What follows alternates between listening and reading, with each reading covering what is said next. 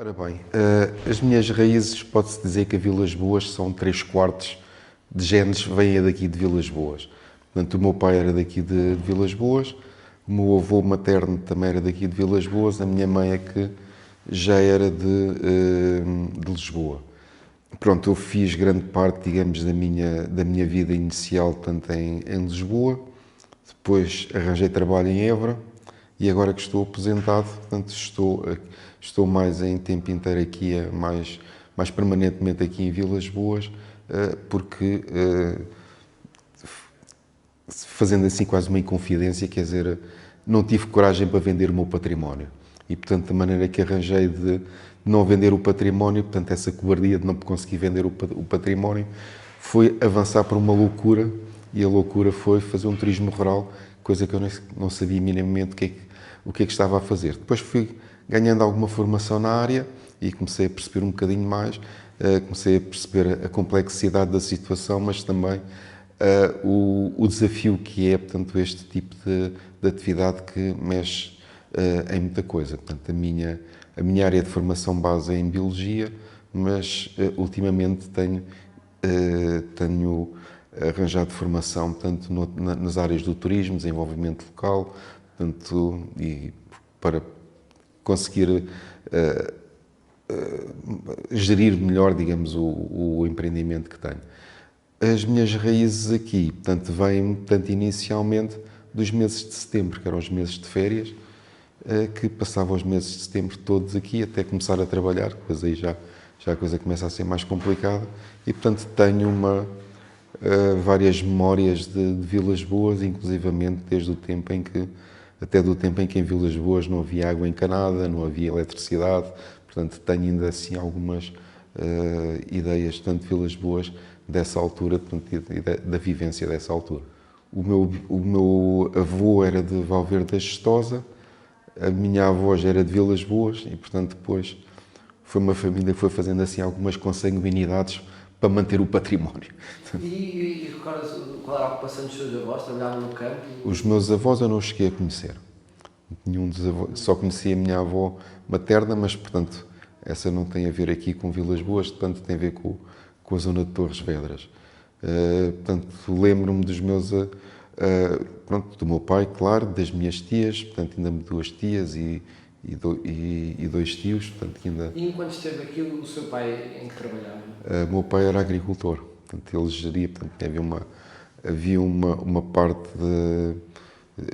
substancial de olival, de vinha e pronto, e depois havia depois a parte do centeio na altura em que os cereais se cultivavam assim de uma forma um bocado intensiva, portanto, aqui pelos campos, aproveitando todos e mais alguns espaços. E pronto, portanto, era amêndoa, também tínhamos amêndoa.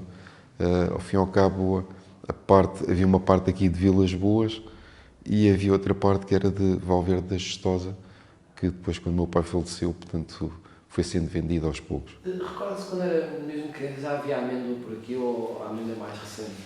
Já havia, já. Já. Eu lembro, tenho como memória, portanto, os serões a debulhar a amêndoa, a tirar a casca da amêndoa, portanto, a casca verde, pronto, que deixava as mãos pretas, portanto, quer dizer, mas tenho, sim, desde muito miúdo, que me lembro sempre de ver a amêndoa por aqui. Tudo oliveira, vinha e amêndoa aqui.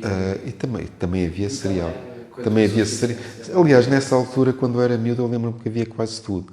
Havia milho, agora, portanto, praticamente já não dou conta disso, mas havia a parte do milho, portanto, havia o trigo, o centeio, portanto, todos esses cereais. Pronto, depois havia assim uma série de produtos hortícolas, porque aqui a propriedade sempre foi uma propriedade, pronto, tirando algumas situações, mas praticamente quase toda a gente tinha a sua hortinha. E, portanto, conseguia, de certa maneira, cultivar, digamos, fazer uma agricultura de subsistência. Trabalhavam nos seus próprios terrenos, nos seus próprios. Sim, Ou trabalhavam para não, outra eram outra terrenos da pessoa? casa, eram terrenos mesmo da casa. Recorda-se quando vinha cá, ou tem alguma recordação sobre o complexo agroindustrial Ai, tenho, isto foi. do que se recorda? Ora bem, Tenho talvez a última visão que eu tenho foi uma visita que um amigo aqui também de Vilas Boas, também infelizmente também já cá não está, que fez a mim, ao meu irmão e a mais outro amigo, uma visita praticamente guiada, digamos, isto foi para aí em 75, mais coisa, menos coisa.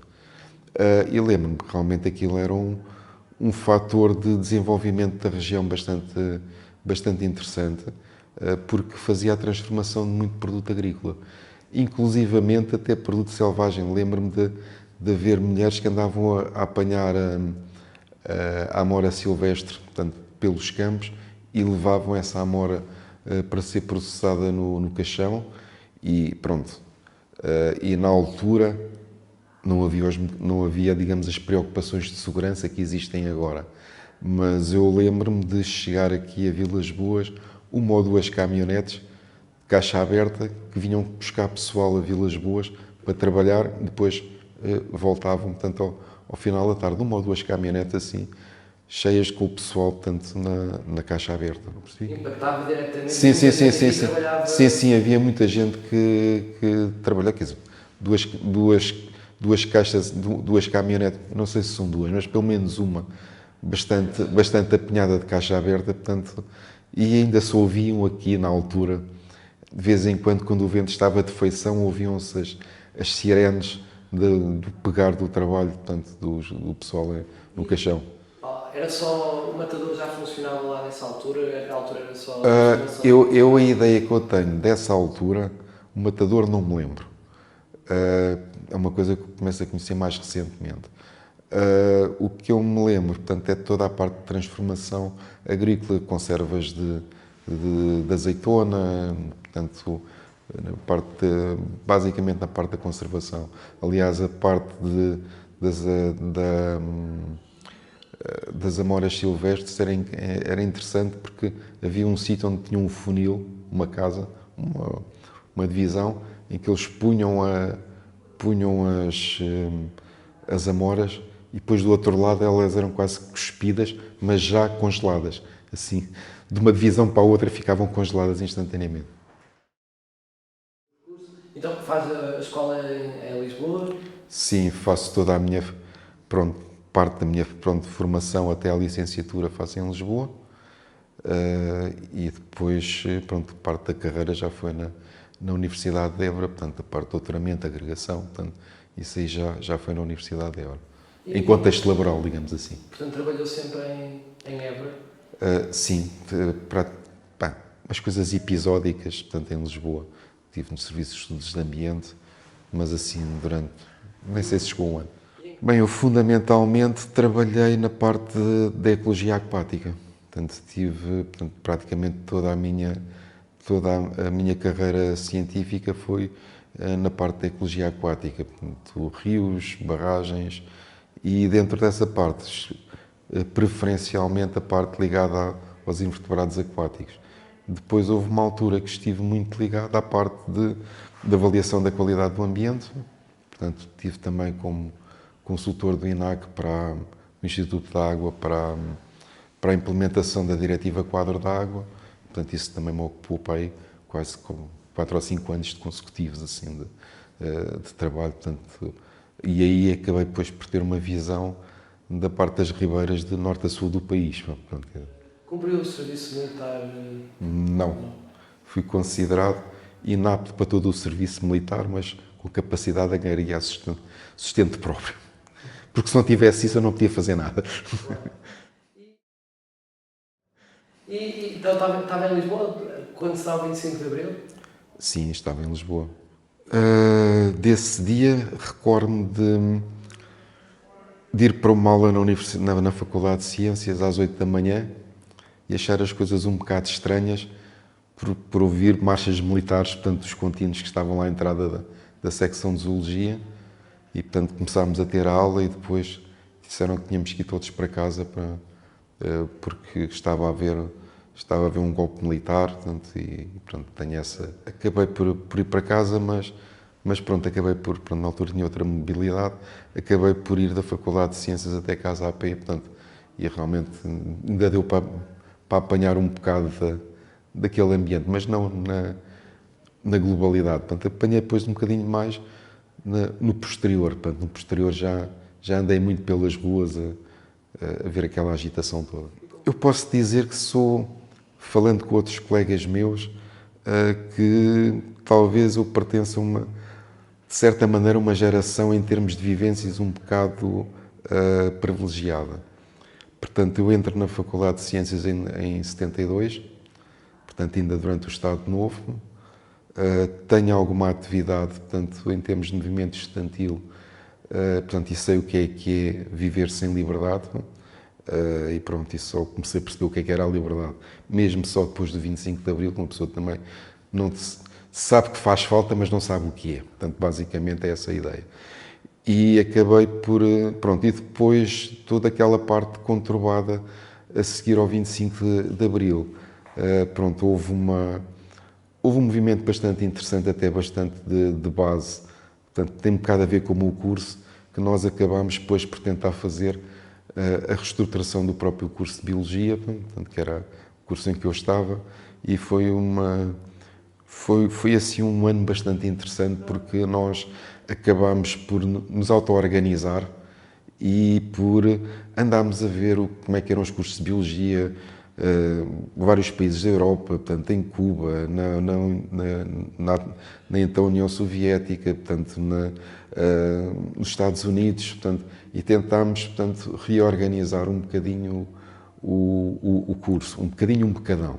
Se calhar reorganizámos demais, porque era insuportável, digamos, essa lógica. E depois, aos poucos, foi havendo uma certa recuperação, mas ficou, digamos, alguma marca desses tempos, portanto, e ao fim e ao cabo da capacidade de contestar e da capacidade de questionar, e o questionar, mas não só o questionar, mas o questionar juntamente com a construção. Portanto, para mim foram períodos bastante ricos, portanto, esses tempos. Foi um processo conjunto de professores e alunos. Professores, alunos, investigadores, e depois acabámos também por integrar alguns investigadores fora da universidade, que também fomos contactando, e eles foram dando essas opiniões todas. Portanto, foi um processo global, portanto, a vários níveis, portanto, entre alunos, professores, investigadores, portanto, e algumas pessoas, portanto, e também entrevistámos alguns professores, não só da Faculdade de Ciências, mas de outras, que estavam exilados, portanto, por motivos políticos, portanto, estavam ou na Inglaterra, ou em França, portanto, em qualquer um desses países, ou na Suécia também, e, portanto, houve até professores que não eram propriamente da carreira, que nos estiveram a dar aulas, e eu ainda consegui apanhar, digamos, alguns desses professores extra-universitários que me deram aulas e que me marcaram, portanto, alguns deles me marcaram. Aliás, nós ainda fazemos assim reuniões de colegas e já se pensou fazer, digamos, uma história dessa parte da reestruturação, porque foi, digamos, foi um processo bastante interessante, na medida em que conseguiu juntar pessoas na altura em que havia uma grande clivagem política, nós conseguimos juntar pessoas de várias fações políticas, desde o UDP, o PC, o MRPP, o PS, PSD, portanto, estivemos todos a lutar, digamos, por um curso diferente, mas com opções ideológicas diferentes. É quase, digamos, falando nos termos atuais, quase uma macro-geringonça, digamos assim. E isso foi exclusivo do curso da licenciatura em Biologia ou era transversal à Faculdade de Ciências? Foi mais do curso de Biologia. Portanto, foi o curso de Biologia que foi mais ele que fomos nós que nos auto-organizámos.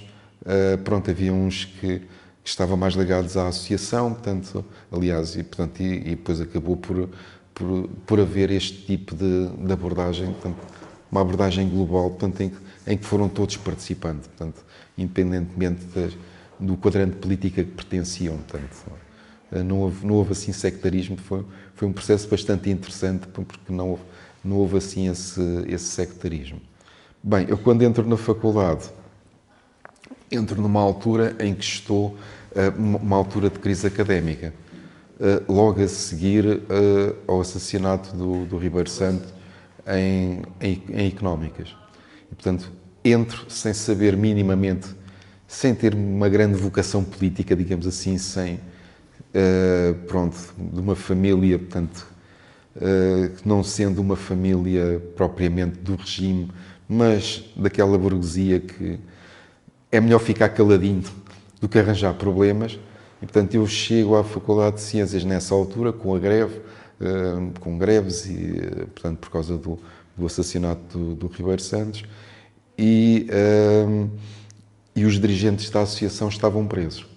Portanto, quer dizer, assim, digamos, e pronto, e depois, aos poucos, eu fui-me integrando dentro desse movimento associativo, pronto, contestando algumas coisas mais pedagógicas, outras mais políticas, pronto, algumas delas têm a ver um bocado também com a guerra colonial.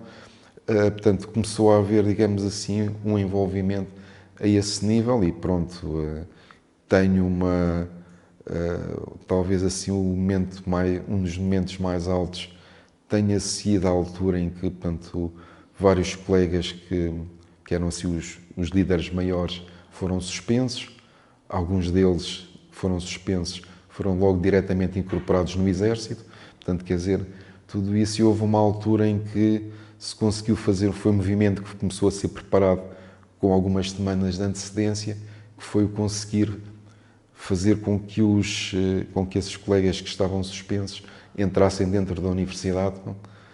Pronto, criou-se um movimento, portanto, e pronto, depois aquilo acabou com que o pessoal depois dispersou, portanto, e aquilo entraram depois várias carrinhas de polícia lá para dentro, com cães, portanto, enfim, portanto, pronto, e ainda assistia a uma ou duas situações mais agressivas da polícia com o bastão, portanto, tudo isso, pronto, era realmente um clima de um bocado de desconfiança, portanto, e às vezes desconfiança injusta, porque bastava que uma pessoa fosse um colega mais velho para que fosse considerado alguém ligado à PIDE. Portanto, havia assim uma certa desconfiança. Alguns deles não eram mesmo ligados à PIDE, portanto, seguramente, mas pronto, havia assim, quem fazia parte de um nível etário mais superior, havia sempre assim uma certa desconfiança, porque não se sabia mesmo ao certo quem é que eram quem é que lá estava. Por exemplo,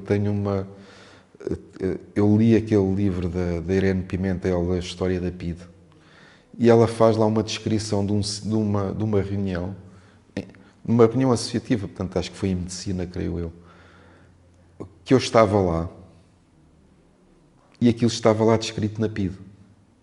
Portanto, essa reunião, portanto, uma pessoa não sabia, portanto, o que é que realmente, aquilo está lá bem descrito. Já não me lembro o que é que era, não sei se foi na sala de alunos de medicina ou qualquer outra coisa, não faço ideia, mas realmente, pronto, havia que ter esse cuidado, porque a qualquer momento podia haver algum denunciador dentro mesmo de nós próprios, dos próprios alunos. Portanto, havia alunos que eram considerados também informadores.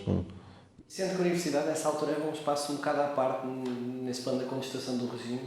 Bem, quer dizer, eu pela minha situação social não sei o que é que se passava nos meios laborais e portanto, e fundamentalmente na parte também no meio rural alentejano, mais propriamente. Pronto, não conheci diretamente, nem nos meios, pronto, também ouvi um meio que também era uma outra forma de contestação, que era uma facção, digamos, da Igreja Católica. Sendo que a maior parte dos alunos, pelo menos em ciências, estava envolvida no movimento de contestação ao regime ou eram... Bem, isso é um bocado difícil de dizer, porque nós temos um bocado a tendência, muitas vezes, para sobrevalorizar a importância do nosso grupo. E, portanto, eu não sei até que, pronto, eu dá-me a ideia que havia uma contestação, portanto, de vários cursos, portanto, dos alunos em geral, mas, pronto, havia uns mais ativos, portanto, havia uns que aceitavam e havia, depois, outros que eu fiquei com a ideia que eram um bocado mais minoritários, mas pronto, aí posso estar um bocado, que eram mais contra a situação, contra a contestação, digamos assim. Portanto, era aqueles que nós na altura chamávamos os furagreves, pronto, quer dizer, que às vezes davam um certo trabalho porque tinha que haver algum piquete para fazer cumprir as greves e, portanto, aquilo, e aí sempre era um fator de exposição, porque quando apareciam, digamos, alguns empregados da faculdade a verem, que veem esses piquetes de greve, essas pessoas eram seguramente denunciadas à PIDE, portanto, e depois tinham processos disciplinares pelo Conselho Pedagógico, Conselho Diretivo, não sei como é que se chamava na altura. E em setembro de 74 vem a Vilas Boas, normal, passar uma altura do seu verão? Sim. Não, setembro de 74 por acaso não vim. Não vim porque nessa altura fui operado, portanto, e não vim. Só voltei em setembro de 75, um bocadinho ainda mais quente. E que se recorda aqui da altura do PREC aqui em Trás-os-Montes, e aqui particularmente o que é que mudou, o que é que estava a acontecer aqui em 75, da pessoa para alguém que vinha de Lisboa e que tinha outra noção das coisas que estavam a passar? Como é que eu ia dizer isso? Realmente, aqui em 75, uma das coisas que eu me apercebi era, digamos, uma determinadas pessoas, talvez mais das classes mais baixas, baixas que não é depreciativo, mas quer dizer, economicamente mais deprimidas. Eu lembro-me que havia um grande desconhecimento e uma tentativa também de perceberem o que é que se estava a passar. E, portanto, eles questionavam às vezes a mim, ao meu irmão, e mais não sei como. Portanto, lembro-me de ter tido algumas conversas, portanto, sobre as pessoas a perguntarem, portanto, o que é que isto era e o que é que ia. Pronto, depois havia toda aquela, pronto, depois havia toda uma propaganda que era feita, digamos, mais pelos setores mais de direita, portanto, pronto, desde aquela história de dizerem que os comunistas davam uma injeção atrás da orelha dos velhos, portanto, quer dizer, todo esse tipo de discurso, pronto, quer dizer, nós sempre, quer dizer, as pessoas têm ideias diferentes, portanto, as pessoas, pronto, vamos avançar para um tipo de regime em que as pessoas depois dizem o que é que querem, portanto, mas havia, digamos, uma certa desorientação, depois, nessa altura de 75, pronto, isto era mesmo chamado, pronto, eu lembro-me de ter ido com o meu irmão, mais o que foi presidente da Câmara, o Dr. Pimentel, termos ido a Bragança nessa altura, passeio. Fomos dar uma volta e realmente aí, portanto, é o ver o que era um carro de um militante de um partido de esquerda, portanto, todo queimado. Portanto, lembro-me de ver, digamos, essa parte mais agressiva, portanto, essa via em Bragança, realmente, e uma sede, já não sei de partido é que era, também toda esventrada, portanto, as janelas partidas e, portanto, e o carro completamente ardido, portanto, já estava completamente. Portanto, houve assim, portanto, há assim uma grande variabilidade. Aqui as pessoas tinham muito medo, depois acho que também houve alguma falta de, como é que eu ia dizer, de tato na maneira como as pessoas tentaram entrar aqui dentro, portanto, nomeadamente na altura a chamada, acho que era a 5ª Divisão, Dinamização cultural da MFA, enfim, que entraram com um bocado de falta de tato. Mas eles chegaram aqui a Vilas Boas? Sim, eu lembro-me em Vila Flor, portanto, eles irem tomar café camuflado, portanto, ou portanto, assim, grande razão de ser, no café, portanto, tomar um café vestidos de camuflado, etc. Lembro-me disso, mas houve assim alguma falta de tato nessa entrada. Portanto, aliás, nesse aspecto, acho que há um livro que é fabuloso, que se chama-se mesmo 1975, do Tiago Patrício, em que ele fala, digamos, deste PREC, digamos, numa aldeia transmontana. Portanto, e ele realmente fala um bocadinho que muitas vezes as clivagens políticas aqui a este nível têm mais a ver com algumas contradições um bocado ancestrais.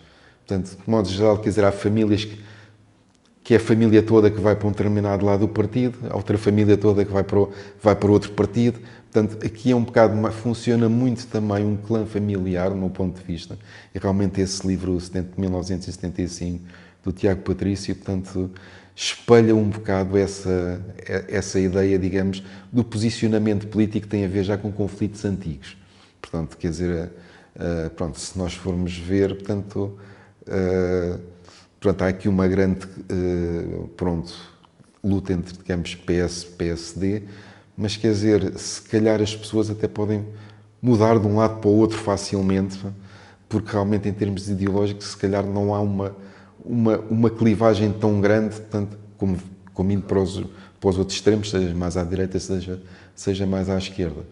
E, portanto, quer dizer, e depois aí nessa altura também havia uma grande pressão, que era a pressão dos que na altura se chamavam os retornados, portanto, que foi, portanto, um conjunto de pessoas que vieram aqui para a aldeia. Veio muita gente aqui? Muita gente aqui, sim, veio bastante gente.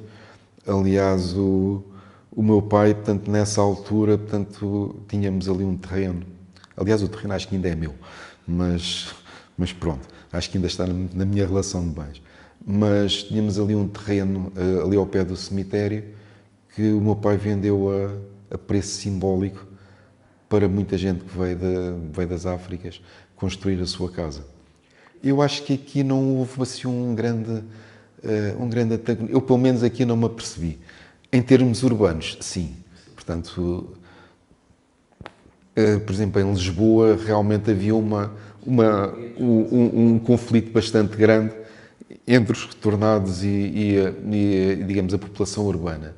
Aqui foi, digamos, uma absorção mais pacífica. Embora, pronto, todo esse processo, nós vamos ver isto agora a longo prazo, realmente foi um processo bastante interessante de integração de uma comunidade dentro de uma comunidade que já cá estava e pronto, tudo isso foi, pronto, embora atualmente ainda possa haver algum discurso, mas realmente houve uma integração bastante interessante, digamos, e não foram poucos, portanto, depois não sei, a quantidade não sei.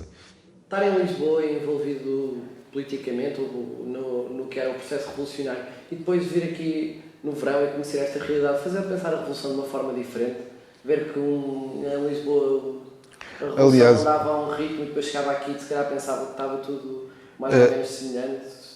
Quer dizer, eu sempre fui assim um bocadinho dentro do meio urbano, digamos, de Lisboa e do meio estudantil, eu sempre fui um bocado crítico de alguns avanços, porque eu já conhecia esta realidade aqui antes.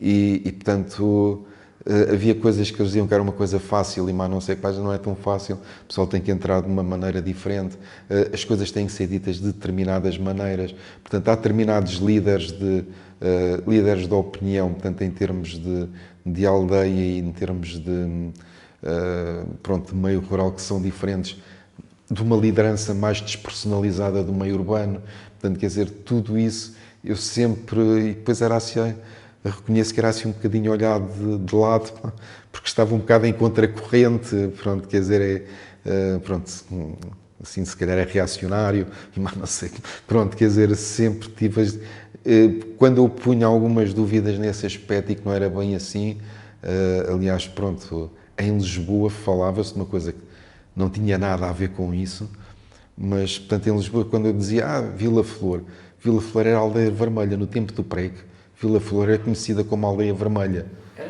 Não era. Pronto. Mas no meio de Lisboa falava-se Aldeia Vermelha, porque entretanto havia não me lembro agora, o Tino Navarro, portanto pertencia ao Luar na altura, e portanto ele fazia um discurso de esquerda do que se passava em Vila Flor, que não era a realidade. Não era a realidade mesmo. Bem, não sei se é uma aldeia vermelha, mas foi a primeira aldeia que teve, foi a primeira junta de freguesia da CDU. Vilas Boas teve a primeira junta de freguesia da CDU e atualmente ainda há pessoal que fala desse presidente da junta como tendo sido um bom presidente da junta. Recorda-se do assassinato do Padre Max? Sim, lembro. Lembro em Lisboa, pronto. Não estava por aqui? Não estava por aqui, não. Depois do 25 de Abril, como é que vê a evolução aqui de Vilas Boas? Vinha cá uma vez por ano, como é que sente que depois se quiser falar a seguir com a entrada na União Europeia, um processo de industrialização que nós agora assistimos quando passamos ali no complexo agroindustrial, ao mesmo tempo com um processo de construção de infraestruturas. Como é que viu o tempo a passar aqui por Vilas Boas? De 70, 80, 90? Bem, eu depois, como comecei a trabalhar, que isto uma pessoa na vida não consegue juntar 3 vetores ao mesmo tempo. Claro. Que é o vetor do tempo, o vetor do dinheiro e o vetor da saúde. Portanto, quer dizer, uma pessoa quando é novo tem tempo, não tem dinheiro e tem saúde, depois começa a trabalhar, não tem tempo, tem dinheiro e tem saúde, e depois passa a ter menos saúde, passa a ter dinheiro e passa a ter mais tempo. Portanto, quer dizer, eu nessa altura fiquei aqui durante bastante tempo que vinha muito episodicamente a Vilas Boas. Portanto, quem ficou cá mais a viver, portanto, acabou por ser o meu irmão. E realmente aqui o que eu vejo, portanto, com a entrada na União Europeia, uma das coisas que eu vejo, digamos, é o lado negativo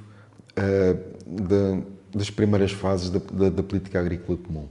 Ou seja, a produção agrícola teve um decréscimo bastante grande, houve vinhas que foram abatidas, portanto, a parte do cereal também foi, praticamente desapareceu. Portanto, houve, digamos, uma quebra a nível do produtivo, na medida em que a política agrícola comum subsidiava, portanto, a não produção. Pronto, se isso por um lado tem um bocado a ver com uma parte que pode ser uma boa parte, que é, digamos, a proteção ambiental e a proteção da paisagem, mas em termos produtivos, portanto, começou-se cada vez mais a perder, digamos, a parte das tradições mais genuínas, digamos assim. Pronto, o pessoal começou a comprar tudo, depois vêm os supermercados, portanto vêm as grandes superfícies, começa a haver, digamos, um declínio do setor produtivo. O setor industrial teria ali um grande foco que seria no Complexo Agrícola do Caixão, mas não houve capacidade para fazer uma gestão correta daquilo, e realmente agora aquilo está numa fase um bocado decrépita, digamos assim. Portanto, quer dizer, sei que tem lá um laboratório de análises de água, tem lá o matador, tem também lá uma parte relacionada com lãs, mas pouco mais do que isso. Portanto, quer dizer, aquilo poderia ser um polo industrial. E o que acontece é que a maior parte das pessoas agora aqui, portanto, isto, eu não fiz essa análise para este último censo, mas para os censos de 2001, realmente 80% da população ativa, cerca de 70%, trabalha nos serviços. Portanto, isso por si diz, digamos, a deslocação, portanto, não há praticamente indústria. Portanto, tem, digamos, uma preponderância de serviços. A parte industrial não é uma grande... não é assim muito intensa, digamos assim. E, portanto, realmente uma região que vive fundamentalmente dos serviços, portanto, começa a ter alguns problemas de sustentabilidade, de autossustentabilidade. É claro que isto tem muito a ver, digamos, com as próprias políticas de gestão do território, na medida em que determinadas infraestruturas vão desaparecendo. Escolas, gabinetes de atendimento, etc. E pronto, agora está um bocado na moda, digamos, desde há uns tempos, portanto, a moda do cheque bebê, portanto, mas realmente ninguém quer fazer, provavelmente quererá instalar-se num sítio onde não tem as infraestruturas. Por exemplo, no meu caso, portanto, eu tenho um turismo rural. Eu não tenho rede móvel naquela zona da aldeia. Esta zona da aldeia onde eu estou, não há rede móvel. Portanto, eu tenho que fazer um desvio de móvel para o fixo. E às vezes também a internet também é instável. Portanto, tudo isso são fatores que não contribuem para a fixação de pessoas, ainda por cima atualmente quando se fala daqueles os nómadas digitais e isso tudo, se não há uma boa rede de comunicação, portanto as coisas são um bocado diferentes, portanto quer dizer, realmente a questão quando se fala muito desse apoio, digamos, a cada filho, etc., poderá ser importante, portanto, mas não é o principal, porque realmente a procriação não pode ser um bem transacionável. Portanto. Bem, mudança na paisagem, pronto, há uma que me dói um bocado no coração, que é a barragem do Tua. Pronto, de facto, tenho uma visão da linha do Tua, portanto, de fazer o trajeto de comboio desde o Tua até ao Caixão, portanto, quer dizer que na altura em que era uma coisa épica vir de Lisboa para Vilas Boas, portanto, quer dizer, quando fazia o trajeto de comboio,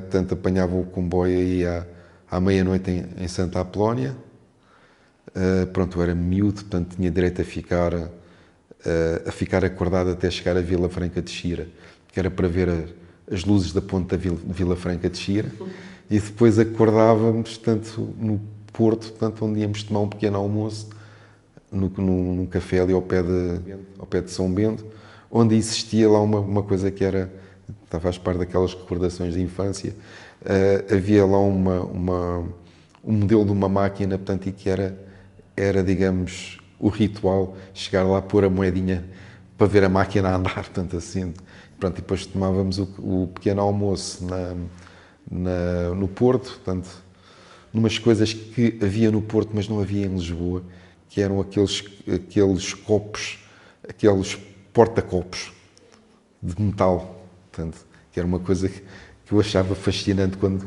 vi, porque em Lisboa isso não havia. E depois apanhávamos a linha do Douro toda a vapor. Não, e depois e o túnel de São Bento também a vapor. Portanto, eu lembro-me de ver campanha em São Bento com máquinas a vapor, portanto, aquilo era uma fumarada, aquilo era fuligem por todo lado.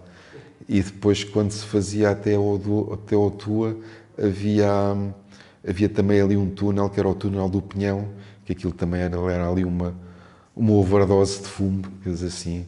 E depois era do Tua até ao Caixão. E depois do Caixão havia uma carreira, que se chamava Carreira, que subia do Caixão até Vilas Boas, mas várias vezes ela chegava ali a meio, tinha que parar e o cobrador já tinha um garrafãozinho para arrefecer o radiador, portanto já havia isso. E depois chegava-se aqui já praticamente aí por volta das 5 da tarde. Era um dia, portanto, e de carro também era mais ou menos a mesma coisa. Portanto, também saíamos lá de Lisboa por volta aí das 8 horas, fazíamos um piquenique a meio do caminho, e depois quando chegávamos aqui era só praticamente tirar as coisas do carro, porque as minhas tias já tinham o jantar pronto, pronto para a nossa chegada. Como? Quando é que é construída a barragem? Por acaso não tenho ideia, quer dizer, do ano certo da barragem, mas quer dizer, ela começou a ser construída em 2017, 2018, para aí mais ou menos. E realmente é, digamos, a parte mais, de facto a parte mais, cenicamente mais interessante do Tua. Portanto, há outra parte também que é interessante, é a que vai entre a Abreira e Ribeirinha, mas aquela que vai de São Lourenço até ao Tua era realmente espetacular. Se recorda a nível de festas, tradições locais, nós temos que ir a Nossa Senhora da... Portanto, eu como eu estava cá durante o mês de setembro, Já apanhava a festa? Nessa altura já não apanhava a festa. Apanhava a festa de setembro da Santa Eufémia. Pronto, era uma festa mais lá em cima, portanto a banda vinha cá abaixo, estava aqui a voltar e depois era tudo uma procissão lá em cima. E Lá em cima para a Senhora da Assunção? Não, a procissão era toda lá em cima, portanto, Okay. não é como no 15 de Agosto que vai cá de Vilas Boas lá para cima, portanto, era tudo o andor também, era tudo lá em cima. E pronto, lembro-me pronto, nessa altura, ainda por cima, pronto, quando pensamos nos anos 60, portanto, com o começo das guerras em África, aquilo era uma coisa que movimentava muito dinheiro e que de promessas e pessoas que subiam daqui com um saco de trigo à cabeça até lá acima e pronto, e depois depositavam essas promessas e, portanto, em troca levavam uma imagem da Nossa Senhora, portanto, pronto, também era curioso nesse aspecto, visto a longo prazo, porque a imagem que era dada, portanto, também era diferenciada. Quem passava acima de um determinado nível tinha direito a uma imagem maior, os outros ficavam com uma imagem mais pequena. E pronto, e às vezes havia aqueles que queriam uma imagem maior e depois não se podia dar, e mais não sei o que mais. Portanto, havia assim um certo regatear às vezes de ter uma imagem maior, portanto, do que a promessa que era dada. E, portanto, havia uma parte interessante também, que era a arrematação. Havia aqui um senhor aqui de Vilas Boas, que era o Tito, que ele tinha um jeito para fazer a parte da arrematação do ouro, porque aqui a Nossa Senhora, portanto, aliás, aqui há aquela lenda das 7 irmãs, que são 7 santuários marianos que se avistam entre eles. E dessas 7 imagens, há 5 delas que têm roupa, portanto, são vestidas, portanto são... E eu tenho realmente a ideia de quando era já posteriormente, portanto, quando estava cá, às vezes no 15 de agosto, porque a Nossa Senhora era vestida em casa das minhas tias. Portanto, parece que... eu lembro-me de ver a Nossa Senhora a ir lá para casa, portanto, ela ficava lá não sei quanto tempo, a minha tia a pôr-lhe os mantos, a pôr o ouro, portanto, aquilo fios de ouro, portanto, e tudo isso. Aliás, foi uma coisa que se manteve na família, foi uma tia-avó minha que fazia isso, portanto, na casa onde eu tenho agora o turismo rural, e, portanto, a Nossa Senhora, porque posteriormente deixou de haver essa limitação, porque quem vestia a Nossa Senhora tinha que ser uma senhora solteira. Portanto, e era ela que vestia. Pronto, eu tenho essa ideia da festa de... Pronto, e ainda tenho a ideia da festa de agosto, antes de haver esta intervenção arquitetónica, que havia poeira que nunca mais acabava, portanto, aquilo era tudo térreo. Portanto, lembro-me também, uma coisa que este padre acabou, do meu ponto de vista bem, que é a parte das ofrendas em dinheiro. As ofrendas em dinheiro, portanto, muitas vezes eram presas no próprio andor. Portanto, e o andor tinha, assim, fitas e fitas e fitas de notas de 1000 escudos, de 500, de 20, e aquilo às vezes era um bocado ostentação, que era a pessoa mostrava uma nota de um conto, toda a gente ver que eu pus a nota de um conto. Portanto, agora atualmente o padre acabou com isso, portanto, todos os donativos são postos num saco, portanto, que há que são umas crianças que o trazem, portanto, mas também guardados pela GNR, portanto, nas imediações, e pronto, também lembro-me dessa, portanto, da festividade, portanto, da Nossa Senhora da Assunção, portanto, dessa parte, e pronto, e depois vir aqui e lembro-me também, pronto, houve um padre aqui que ficou durante bastante tempo aqui em Vilas Boas, e que, pronto, quando ele acabou por sair, o meu pai e mais uma prima minha, portanto, fizeram parte da comissão fabriqueira, ou comissão de festas, não sei como é que isso se chama. E lembro-me dessa vez, portanto, ter estado lá no santuário até ao final da festa mesmo, e ver os pagamentos todos, e a banda vai lá e vai receber os pagamentos, portanto, tudo isso, e realmente aí fica com uma... Pronto, é daquelas ideias de miúdo, portanto, tinha pai de 12, 13 anos, se tanto, e é daquelas ideias de pegar assim num saco deste tamanho, mais ou menos, tudo cheio de notas. Portanto, é assim foram 2 ou 3 sacos assim que saíram, pronto, até acho que eles ficaram em nossa casa, mas depois foram logo postos no banco no dia a seguir, portanto, porque realmente não... Como é que olha para Vilas Boas, aqui para as zonas envolventes a nível de oportunidades de turismo e etc, ou do papel que o turismo pode ter para o desenvolvimento da região ou não? Um bocadinho no geral. Eu sobre isso, portanto, eu realmente, a partir do momento em que eu comecei a pensar no projeto turístico, também comecei a olhar aqui para a paisagem e para as coisas de forma diferente. pronto, também comecei a olhar um bocado como recurso. E pronto, quer dizer, pessoas que eu tinha trazido até a Vilas Boas e que me diziam que portanto, falavam da paisagem, mas pronto, eu estou habituado a ver esta paisagem desde miúdo. E, portanto, portanto quando comecei a ver do ponto de vista mais turístico, eu aí acabei por começar a ver realmente o valor da paisagem. Portanto, realmente aqui há paisagens muito bonitas. A parte do Tua tem recantos bastante interessantes, isto em termos paisagísticos. Em termos de património, portanto, há património imaterial que, do meu ponto de vista, merece ser preservado e valorizado. Portanto, nós temos aqui uma senhora aqui na aldeia, que é a senhora Lourdes Ala, que tem um memorial de histórias da infância e, portanto, já coligiu toda essa informação num livro e, portanto, que já está esgotado e que é pena que realmente não haja uma reedição para divulgar mais este tipo de atividade. Depois há todo outro património com a parte gastronómica, que ainda há pessoas que têm o conhecimento, pronto, de saber fazer as coisas como se fazia antigamente. Aliás, inclusivamente, eu estava a tentar fazer um projeto turístico em que as pessoas, portanto, os próprios turistas iam a determinadas casas onde se fizessem alheiras e estavam a ver e participar e depois comer a sopa das alheiras e isso tudo.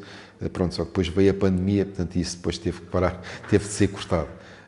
Mas realmente há todo esse tipo de tradições que mereciam, portanto, serem preservadas e valorizadas. Porque muitas vezes as pessoas do próprio local não valorizam o seu próprio património. Como é uma coisa que faz parte do dia a dia, as pessoas não o valorizam. Portanto, eu posso dar um exemplo muito. Pronto. Uma vez eu estava aqui, portanto, quando ainda não estava o projeto turístico a funcionar, estava na parte de conversão da casa, etc. Tudo isso. E lembro-me de depois saí já muito fora da hora do almoço e passo pelo caixão e digo onde é que se pode comer e mais não sei como, aqui já não temos nada para comer, só se for ali na cantina, mas a cantina também, esta hora já, pô. E o homem disse assim com um encolher, a não ser que queira uma alheira, com grelos, pois, exato, como se fosse uma coisa menor, portanto, e aí, portanto, essa valorização é que faz falta. Pronto, eu tento valorizar um bocado até com os clientes que tenho, pronto, também tenho a sorte da minha colaboradora também a ter absorvido muito da tradição dos antigos sobre as ervas aromáticas, sobre tudo isso. Portanto, tudo isso, portanto, são coisas que eu pretendo de certa maneira valorizar, mas quer dizer, não posso ser eu a valorizar sozinho, isso terá que ser, portanto, este projeto aqui da parte das aldeias de Portugal poderá ser portanto, uma forma de fazer, digamos, a promoção mais sustentada de todo este património que se não for feito desta maneira, pode vir a perder-se. Portanto, quer dizer... O que mais gosta aqui? É uma pergunta um bocado geral, um bocado vaga, mas o que é que diria? Pronto, daqui de Vilas Boas realmente há pronto, acho que é uma globalidade de coisas, portanto há uma parte de vivência, pronto, embora eu, portanto, tenha algum privilégio nesse aspecto, porque fruto da minha família, portanto, também havia há sempre algum carinho com que as pessoas me tratam, portanto, nesse aspecto mais pessoal. No aspecto mais global, eu tenho pena de quando era novo, portanto, não ter às vezes o hábito de anotar algumas conversas.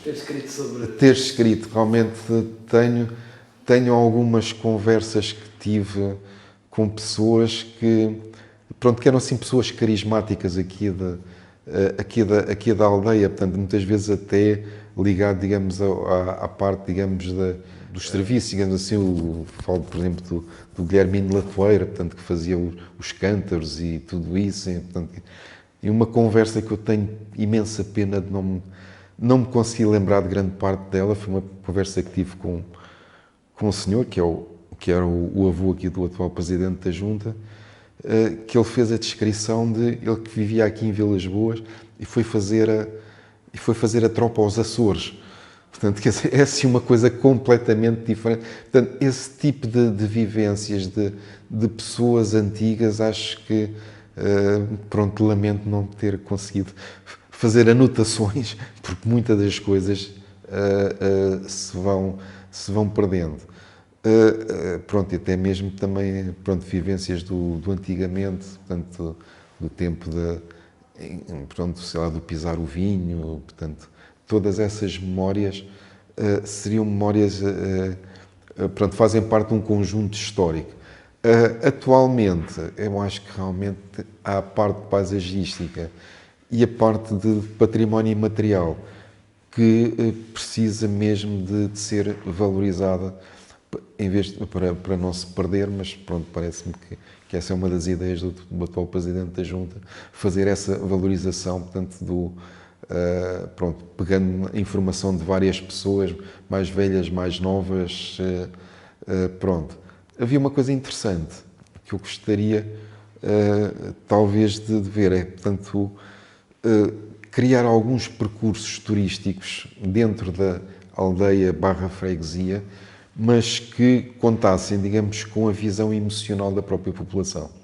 Acho que isso seria qualquer coisa de bastante interessante. Há uma ferramenta dessas no campo da sociologia, que é o mapeamento cultural, que realmente permite delinear alguns percursos, portanto, mas em que as pessoas não sejam apenas visitadas, mas sejam o próprio discurso das pessoas, e acho que isso seria muito valorizador para uma parte de percursos turísticos, porque o que falta aqui muito é, nesse campo, se calhar valeria a pena tentar arranjar uma bolsa de guias turísticos, qualquer coisa assim do estilo, de modo a fixar as pessoas, também fixar as pessoas, portanto não seria um emprego permanente, mas seria, digamos, um part-time, em que as pessoas pudessem fazer a volta por Vilas Boas, por todo esse património, portanto o património imaterial, a parte do património paisagístico, sei lá, pronto, há aqui uma outra questão, portanto, há uns trilhos, portanto, aqui pela parte da paisagem, mas, na minha opinião, não foram delineados da melhor maneira, porque realmente são 3 trilhos uns a seguir aos outros, e na totalidade são 34 km, o circular, portanto, nem toda a gente faz isso. E pronto, mas que é possível arranjar 2 ou 3 trilhos de 11 km que são fazíveis, portanto, e que passem pelas aldeias, porque as pessoas que passam pelas aldeias também podem contribuir para o desenvolvimento local, porque vão consumindo também aqui na aldeia.